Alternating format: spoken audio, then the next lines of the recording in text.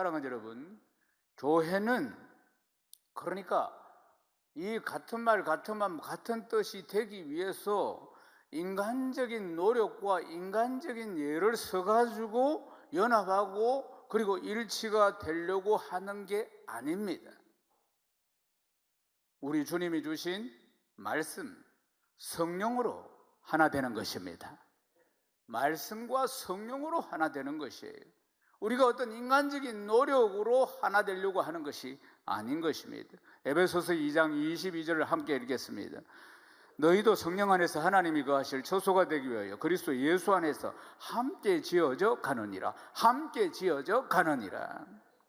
우리가 하나가 되어야 할, 우리가 예수 믿고 한 공동체가 되어서 하나가 되어야 할 목적과 동기, 이게 정말 중요한 것입니다. 왜 우리가 하나 되어야 하는가? 이 목적과 동기입니다. 우리가 하나가 되는 목적은 방금 우리가 읽은 말씀처럼 우리가 하나님이 거하실 처소이기 때문입니다. 하나님이 거하실 처소, 너희도 성령 안에서 하나님이 거하실 처소가 되기 위해서라고 말씀하고 있지 않습니까? 그러니까 우리는 예수 그리스도 안에서 한 몸으로 지어져 간다는 사실입니다. 에베소서 4장 4절에서 6절 말씀 우리 함께 읽겠습니다.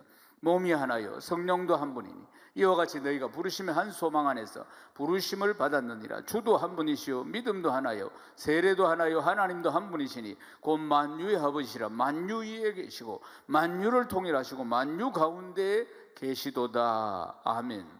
우리가 믿는 주님도 한 분이요 우리의 믿음도 하나요 그리스도와 함께 죽고 그리스도와 함께 사는 성도는 한 분 하나님 아버지를 섬기기 때문에 우리가 한 몸인 것입니다. 우리의 아버지는 한 분이십니다. 하나님 한 분이시죠. 그러니까 우리가 한 분 하나님을 섬기기 때문에 우리가 한 몸인 것입니다. 그러므로 우리가 당연히 같은 말, 같은 마음, 같은 뜻으로 하나 되는 것은 너무나 당연한 줄로 믿습니다. 우리가 하나인 것은 같은 말씀을 먹었기 때문이요 우리가 하나인 것은 성령 안에서 다 하나이기 때문에 그런 것입니다.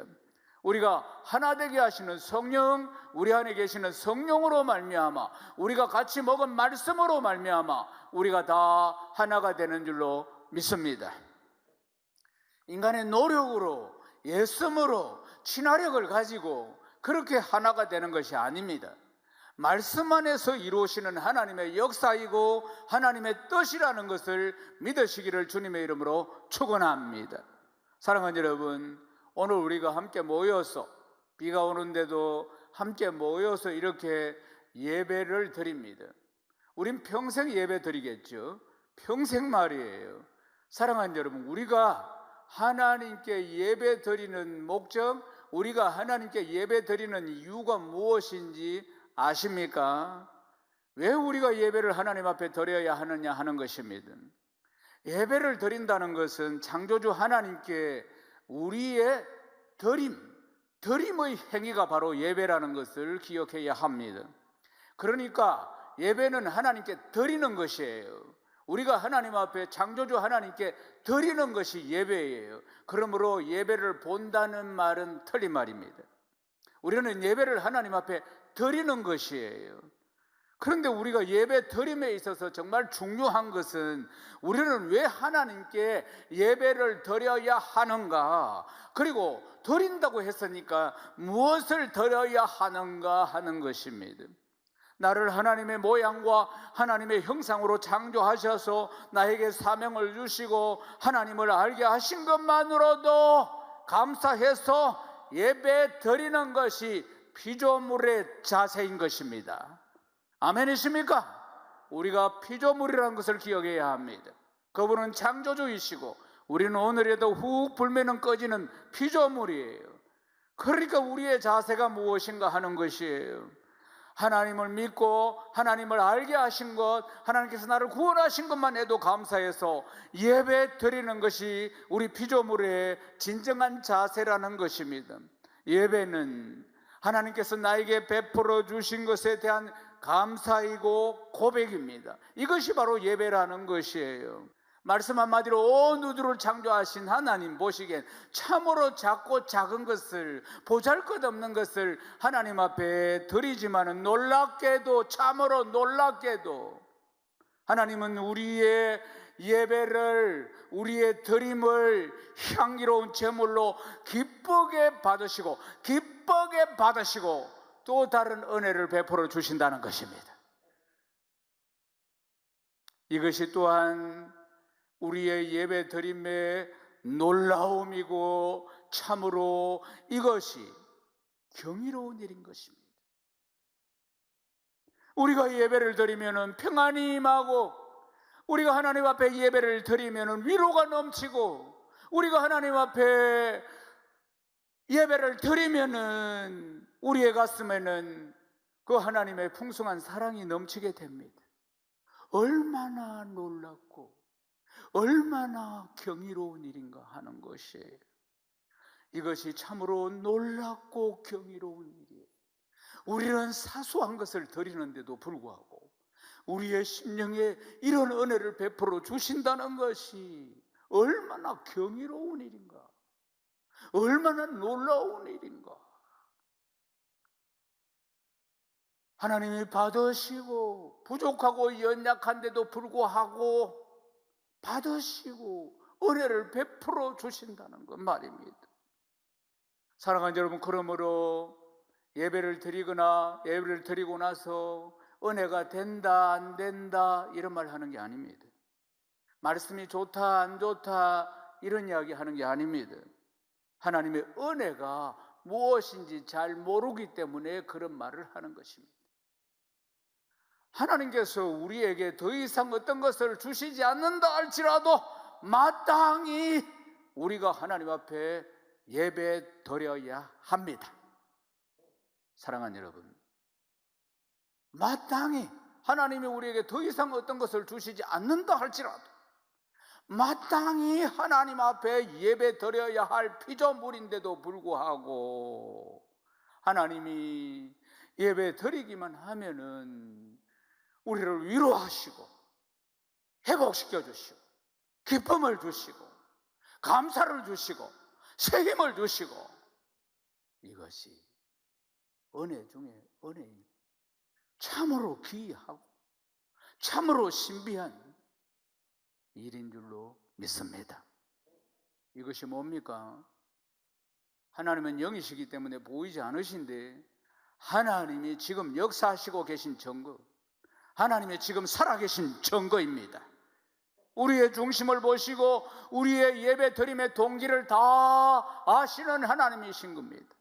사랑하는 여러분, 사람도 오늘 말씀을 시작하면서 여러 캐릭터가 있다고 했습니다. 하나님 마찬가지입니다. 하나님께서 원하시는 대화하는 방법, 하나님께서 원하시는 소통하는 방법이 있습니다. 하나님께서 원하시는 것은 제사나 예배나 이런 것도 참으로 중요하지만 진짜 중요한 것은 하나님의 마음, 하나님의 뜻을 제대로 아는 것입니다. 정말 중요한 것은 형식이 아니라 하나님의 마음을 제대로 아는 것, 하나님의 뜻을 제대로 아는 것입니다. 고세아서 6장 6절 말씀 우리 함께 읽겠습니다. 나는 인애를 원하고 제사를 원하지 아니하며 번제보다 하나님을 아는 것을 원하노라. 하나님을 아는 것을 원하노라. 주님은 유일하신 참 하나님과 하나님이 보내신 예수 그리스도를 아는 것을 영생이라고 말씀하셨어요. 하나님과 그리스도의 마음을 제대로 알 때 하나님을 기쁘시게 하는 사람다운 사람이 된다는 것을 믿으시기를 주님의 이름으로 축원합니다. 하나님의 사랑을 받은 자는 그 사랑을 받고 나니까 뜨거운 감격과 감사 속에서 하나님을 사랑하지 않고는 견딜 수 없는 열정이 그 안에 생기게 되는 것입니다.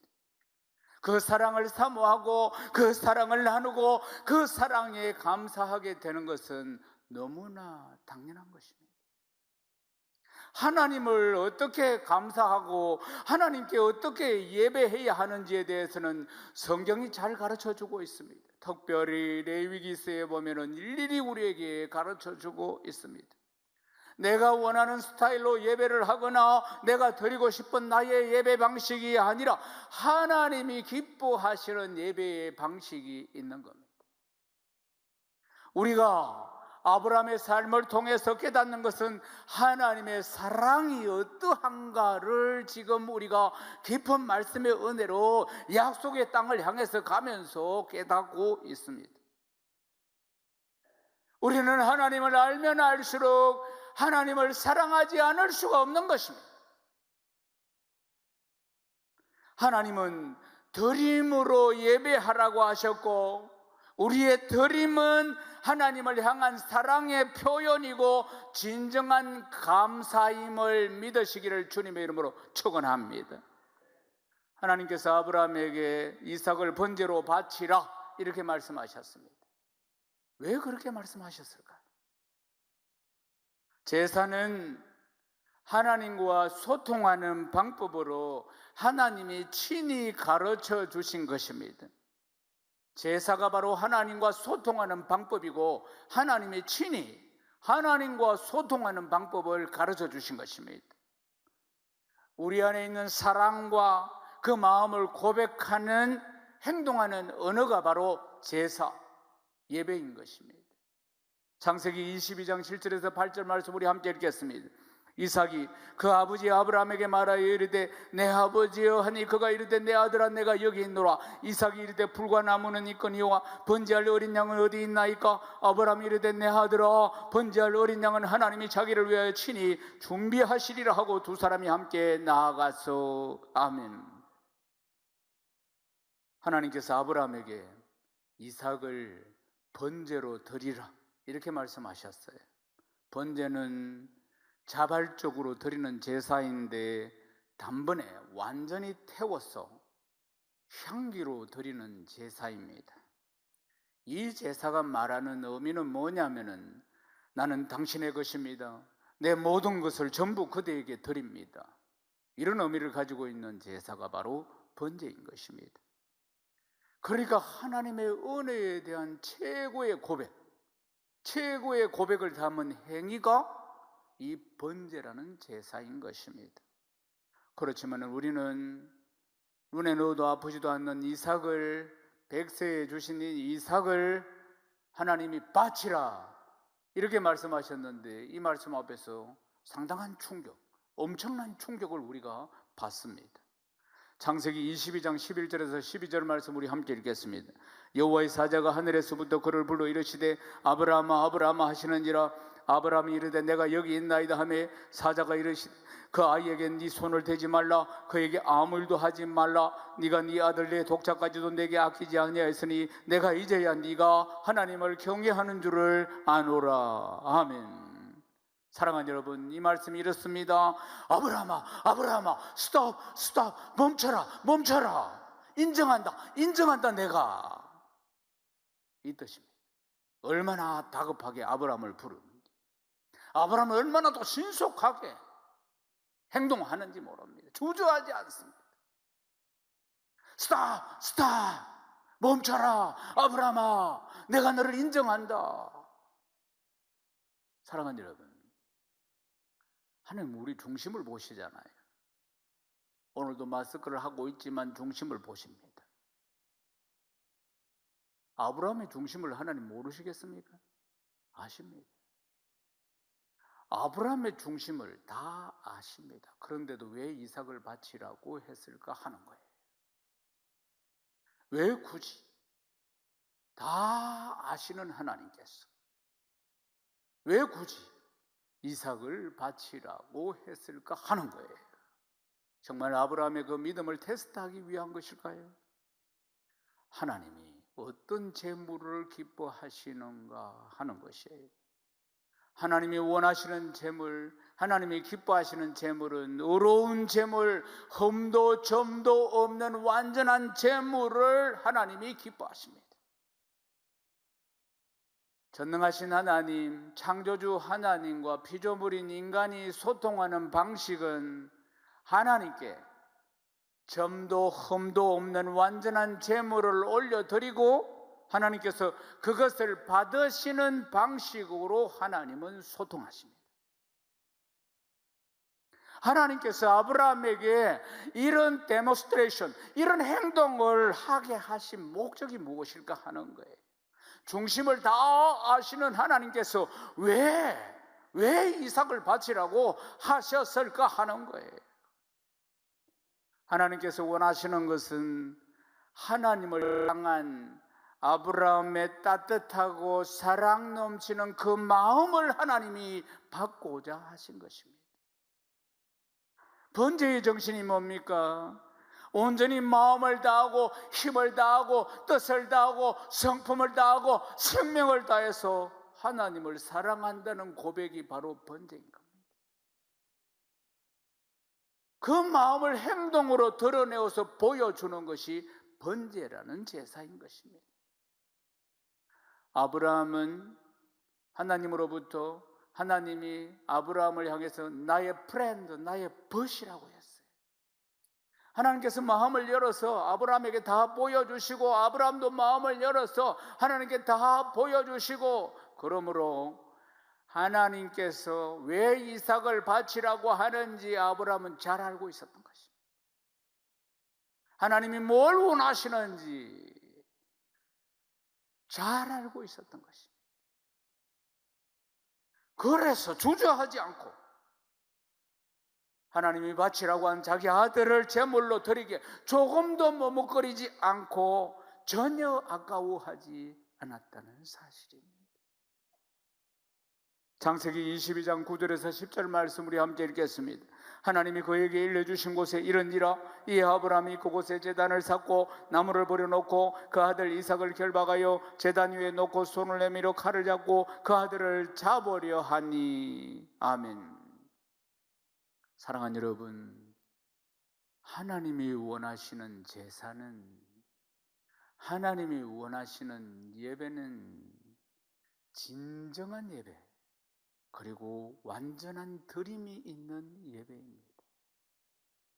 그런데 이 세상에 어느 누구도 하나님께서 만족하실 완전한 제물, 하나님께서 만족하실 완전한 예배, 하나님께서 만족하실 완전한 감사, 완전한 기쁨, 완전한 환희, 완전한 경이로움으로 하나님 앞에 예배 드릴 자가 있습니까?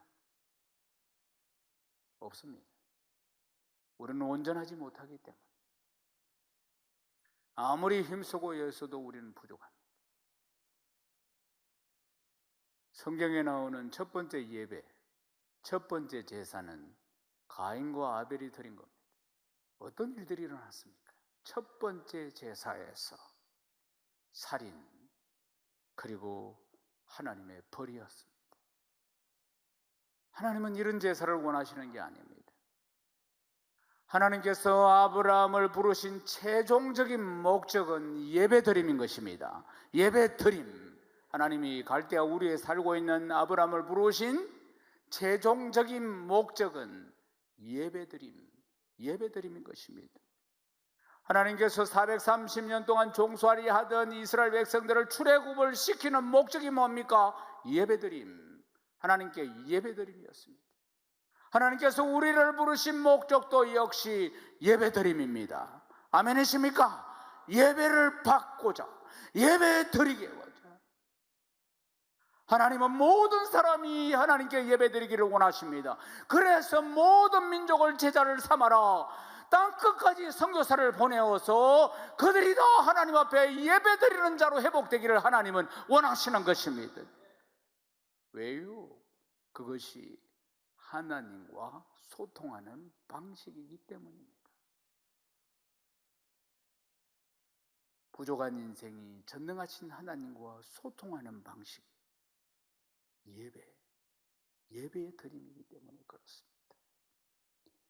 그러나 누구도 하나님의 마음을 제대로 알지 못하고 소통을 제대로 하는 사람이 없었습니다. 왜 그렇게 되었습니까? 하나님이 기뻐하시는 완전한 제물이 없었기 때문입니다.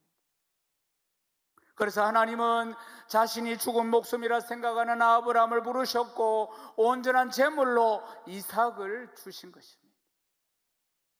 이삭은 인간적인 방법이 아닌 하나님의 방법으로 하나님께 드리기 위해서 하나님께서 친히 준비하신 제물, 하나님의 생명이었던 것입니다.